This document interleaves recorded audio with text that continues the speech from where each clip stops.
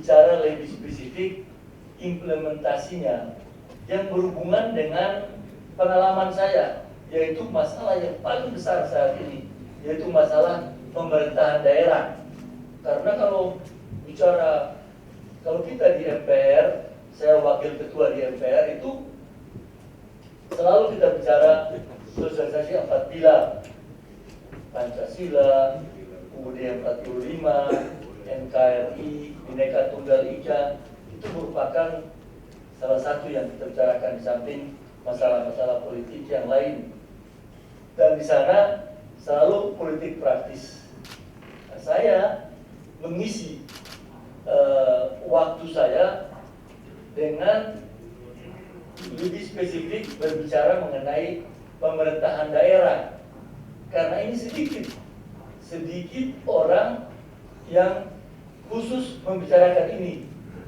Kalau di perguruan tinggi itu kita ada ilmu pemerintahan seperti Brawijaya, sekarang di UI sudah ada, kalau di Gajah Mada ada FISIP, ada. Tetapi sekarang tumbuh orang lebih suka bicara ilmu pemerintahan ini tersendiri. Tetapi local government atau pemerintah daerah itu tidak banyak. Di luar negeri pun itu tumbuh. Saya sendiri pernah dengan Pak Jokowi itu 2 kali kami ke luar negeri diundang. Saya waktu itu gubernur di Gorontalo, beliau wali kota. Nah, kita diundang oleh PBB waktu itu bicara local government. Nah, waktu itu saya dengan beliau. Jadi saya kenal beliau sudah lama. Saya gubernur, dia wali kota. Pergi sama saya. Itu tarik-tarik kompor. Saya nggak nyangka orang ini dari presiden disebut kali waktu gitu.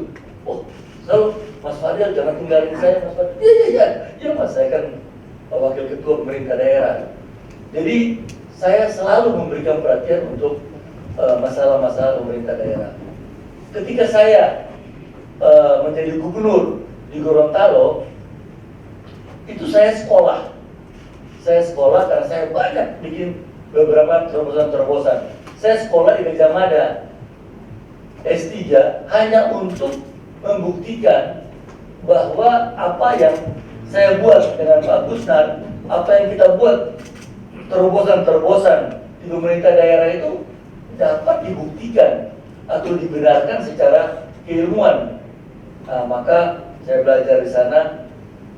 Dulu dekan kita yang Menseknek sekarang. Apa yang saya sampaikan hari ini adalah yang berhubungan dengan hal tersebut.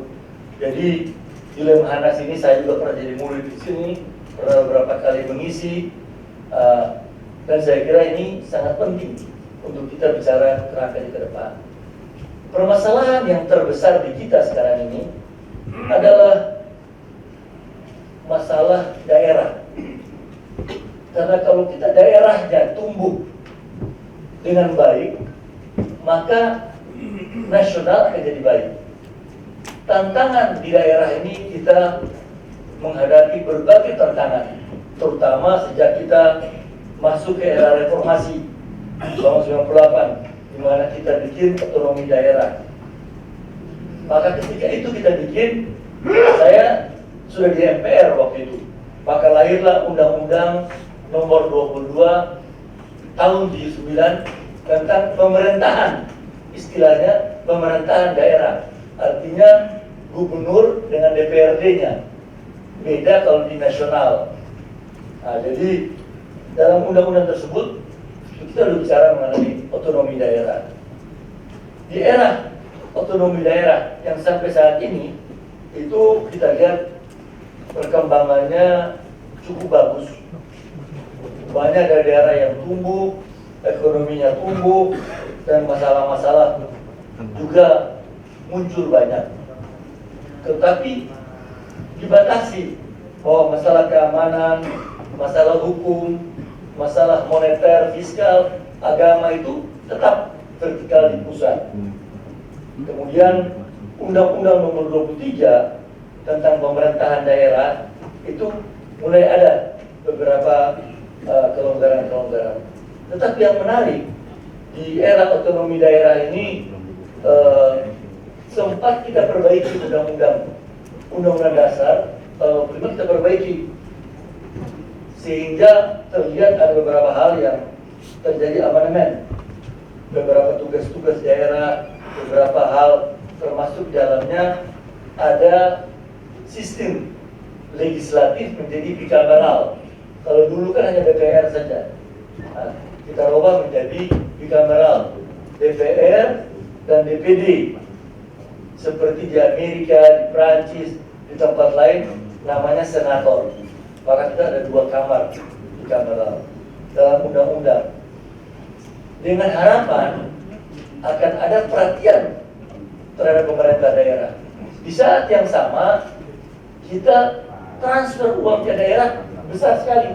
Saya ketika itu ketua komisi 11 di DPR. Undang-undang kita mengatakan bahwa kebijakan keuangan itu dalam Undang-Undang 105 diatur oleh legislatif, pelaksanaannya oleh presiden dengan menteri dan lain-lain. Maka di sini kita mengatur kebijakan. Di saat itu saya mengatur dana transfer ke daerah ini. Kita bikin, kita rombak, kita bikin. Sampai akhirnya sampai sekarang masih jalan. Dana transfer ke daerah ini sangat besar sekali. Saya akan jelaskan kemudian. Jadi yang kemudian terjadi adalah era otonomi daerah itu semua orang bicara, oh Indonesia ini dari sentralisasi Orde Baru menjadi desentralisasi, di mana otonomi atau pemerintah daerah punya kekuasaan yang sangat besar. Maka apa yang terlihat di sana itu tumbuh istilah pengamat-pengamat, raja-raja baru dan sebagainya, karena kekuasaannya cukup besar dan diberikan kepada mereka. Tetapi tidak semua melaksanakan dengan baik, karena kader, ini masalah yang utama.